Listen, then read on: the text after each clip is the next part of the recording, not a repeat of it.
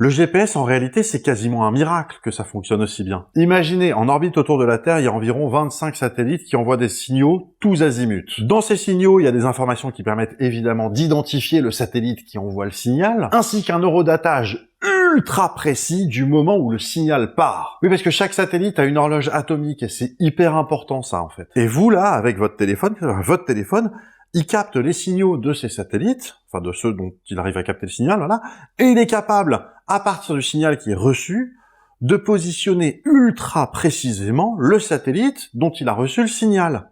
Et s'il reçoit plus de 3 signaux, eh ben il est capable du coup de se géolocaliser par triangulation. Sauf que en 1915, il y a un petit gars qui s'appelait Albert Einstein et qui nous a appris un truc. Si un objet est plus loin de la Terre que vous, par exemple s'il est dans les airs ou s'il est en orbite, eh ben le temps s'écoule plus lentement pour lui que pour vous, de votre point de vue. Donc à cause de la relativité, les satellites GPS ne peuvent pas rester synchronisés. Et il faut continuellement les resynchroniser. Pour vous donner une idée, un satellite GPS, il se déplace d'environ 10 mètres toutes les 30 nanosecondes.